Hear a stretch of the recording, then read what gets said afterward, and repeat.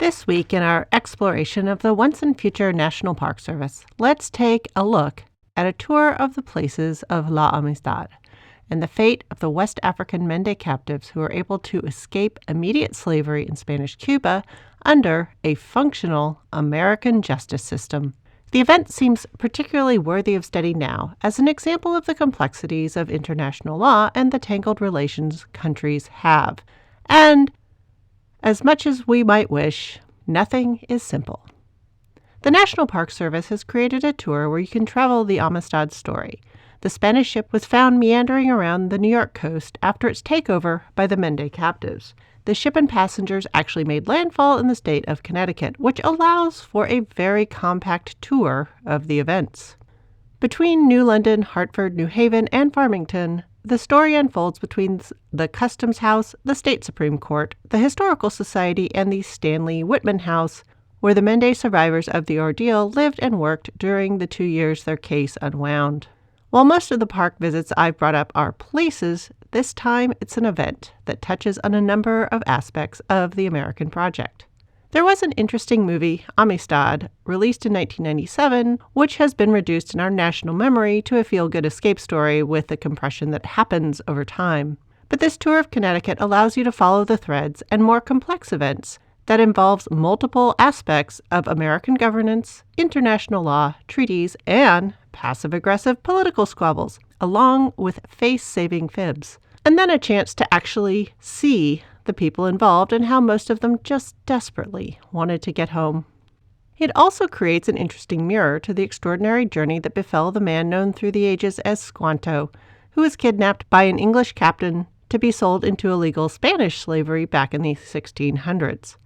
Tisquantum, or Squanto, was able to catch a ride back to North America and make his way home just in time to greet the first English Protestant travelers on the sandy banks they named Plymouth. And now, slightly more than 200 years later, a similar story happens in reverse. People illegally kidnapped into slavery and brought the other way across the Atlantic are also able to be freed by a system that decided, in this case, to recognize its own laws. And these captives on the Amistad also managed, after a long sojourn, to get back to their home.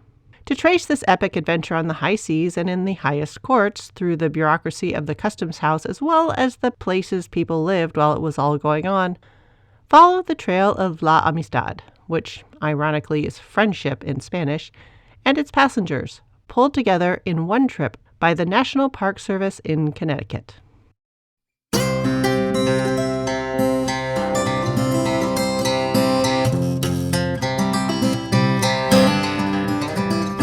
Episode 159. The roots of grocery store culture lie in a big country. Hello, and welcome to the History of American Food.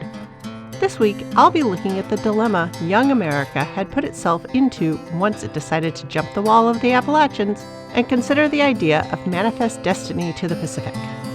So much room for so few people changed the problem from too many people for few opportunities that many had faced in Europe. To see how this would lay the groundwork for the modern grocery store, pull up to your place at the table and let's dig in. Living in the third or fourth largest country on the planet, depending on who's measuring, I think it's important to understand how profoundly America changed from its colonial days to the start of the Civil War.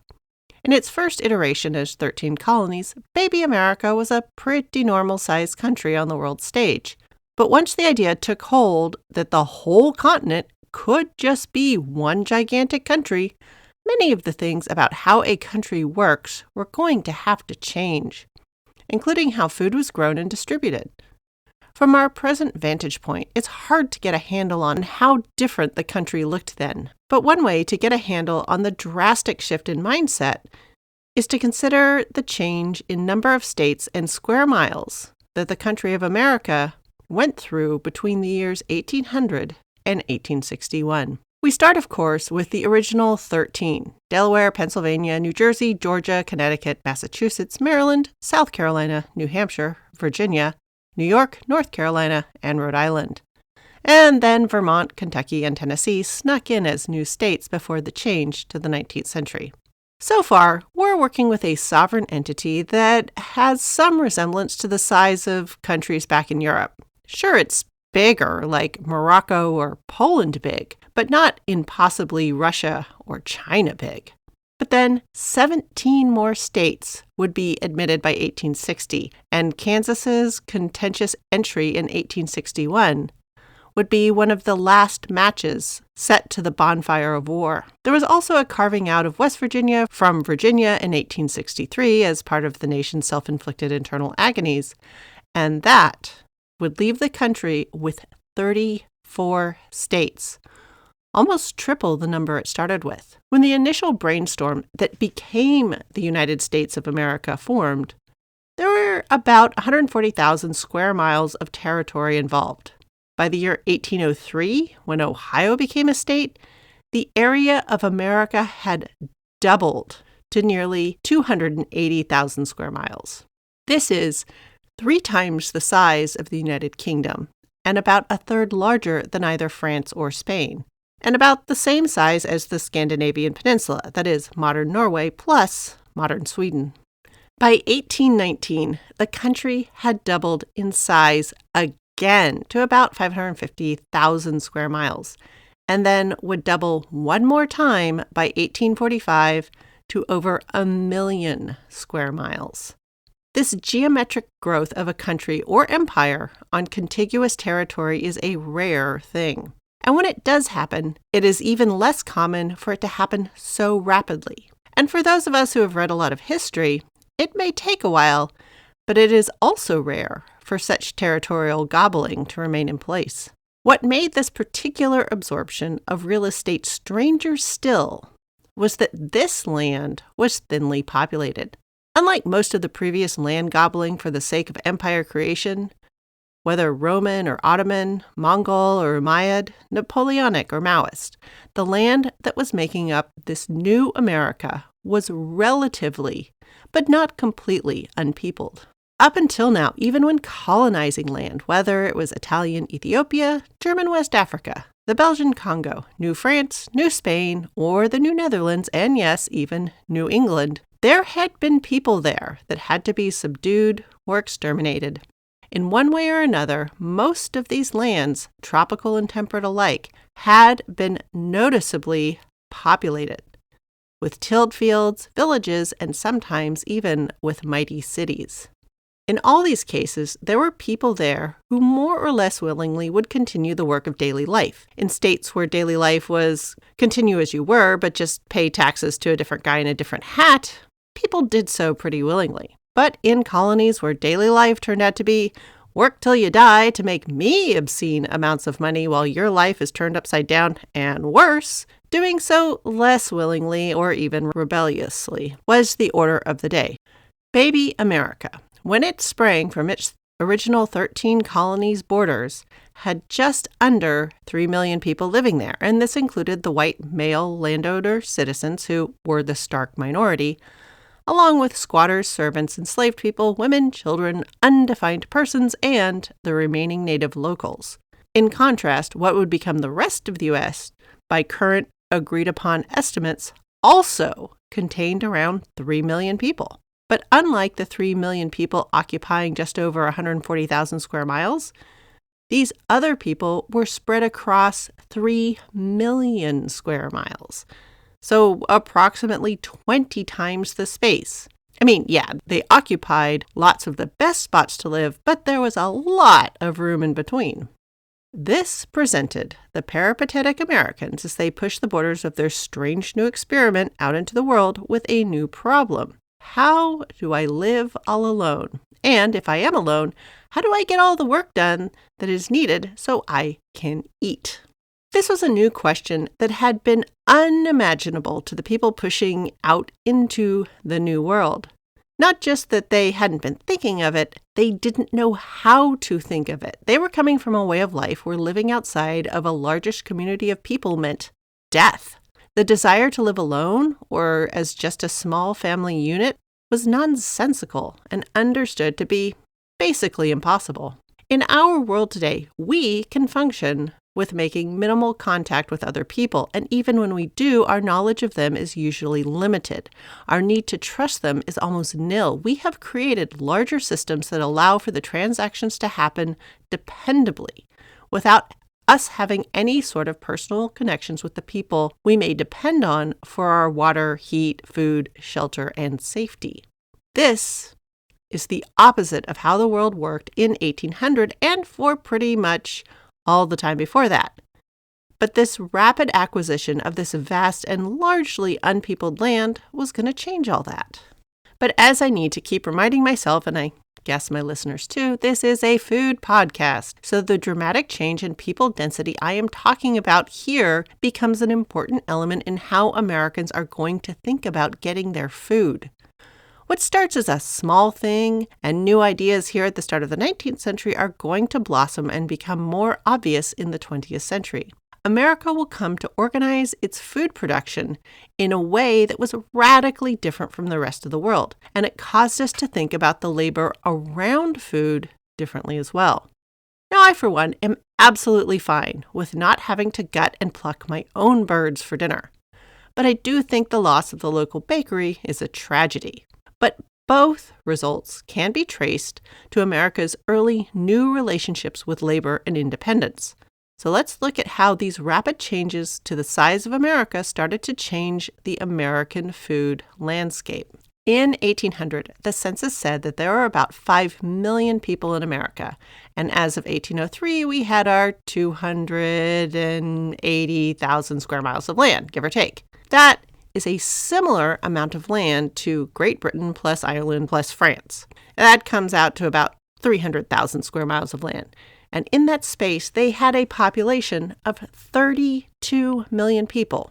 Or another way to think about comparable population densities, in 1800, in all of America as it was, there were 4 million people in Belgium, which has a land area just under the size of Connecticut. And so, to these people emigrating to America, this land was empty, while Europe felt full.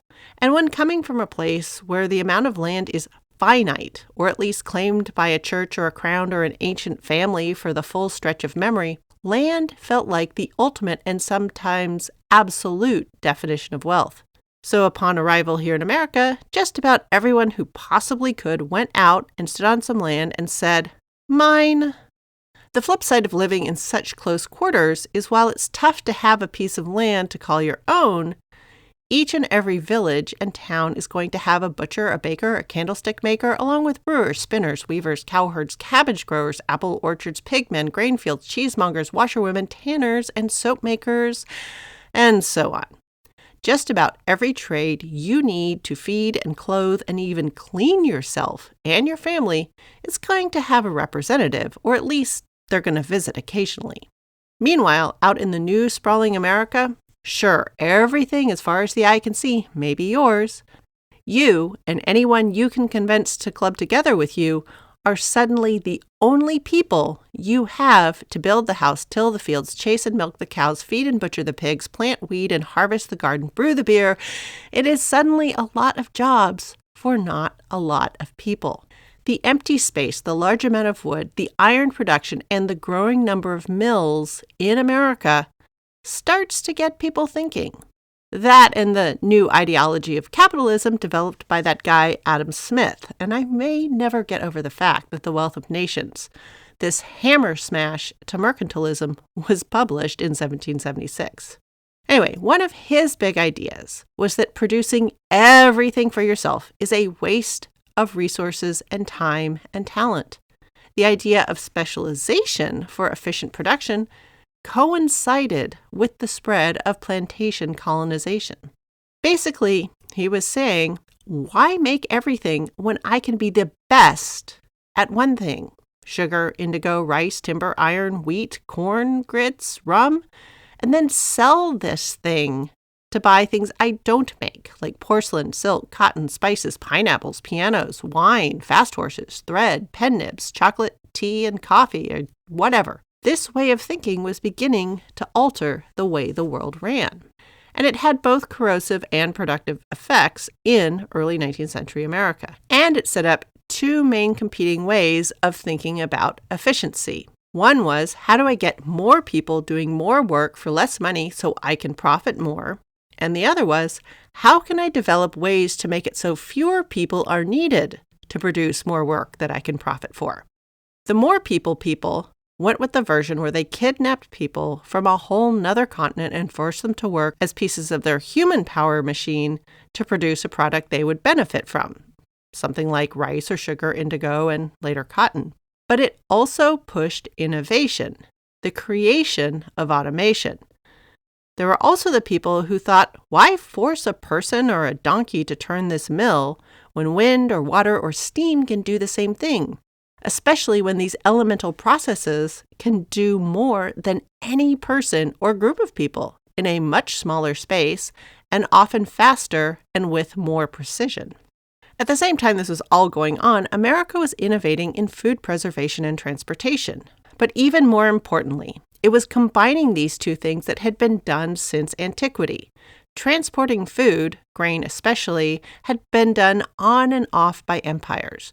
The wheat shipments from Egypt to Rome are likely the most famous, but the transportation of maize within ancient American empires and rice around the Asian empires are also well documented. Food preservation by drying, salting, smoking, pickling, cooling in ice and cool caves, by submersion in oil and honey, and even by air exclusion in clay capsules were also practiced all around the world. But this unique combination of food preservation with industrial power behind it and the growth of first canal transportation and then train lines was a new thing entirely.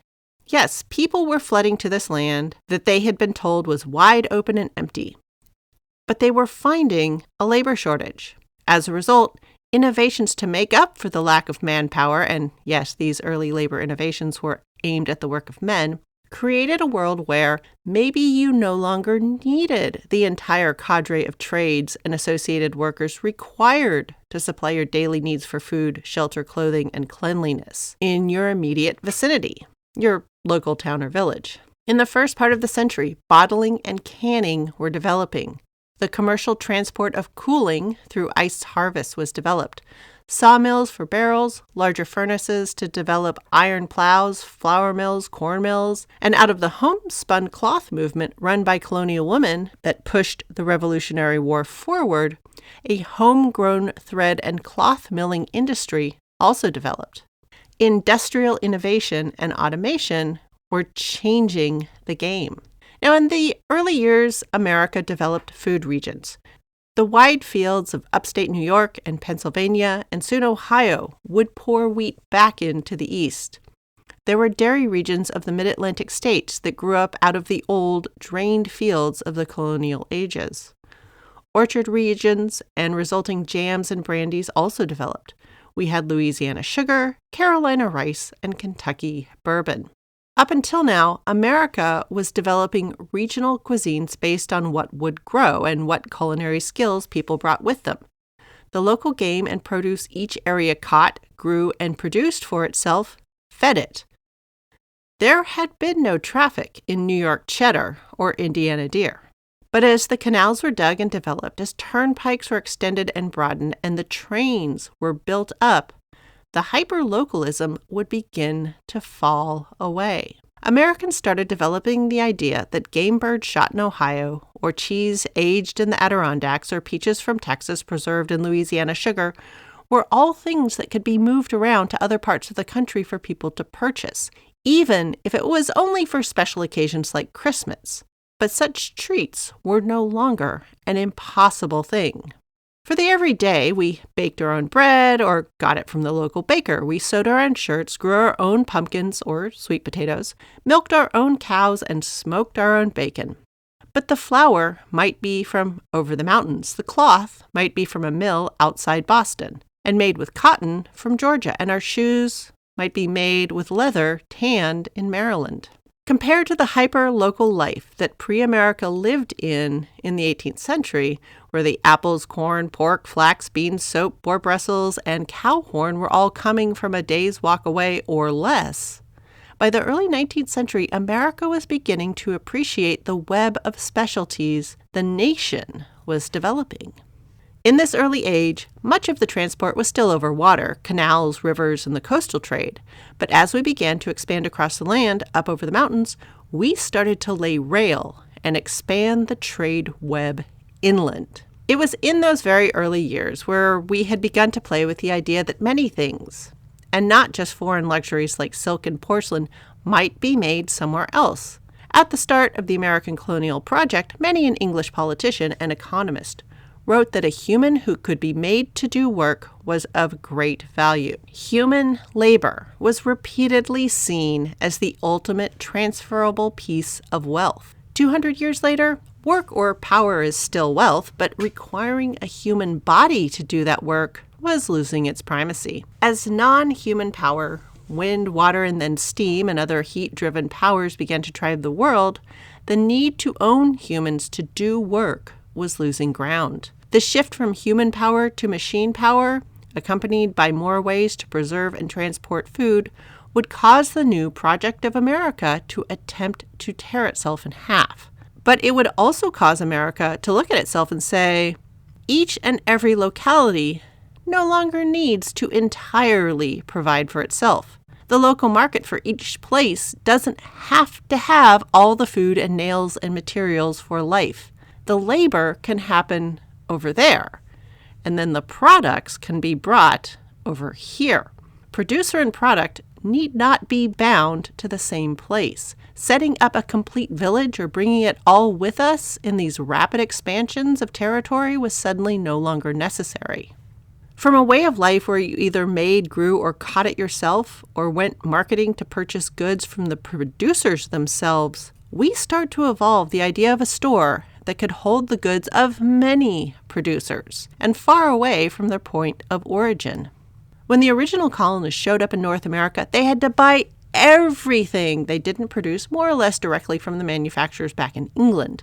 But by the time Americans were loading up pack animals and wagons to go to Illinois and California, sure, they were taking everything they needed for like a year or so, but they were also operating on a plan that the country would catch up.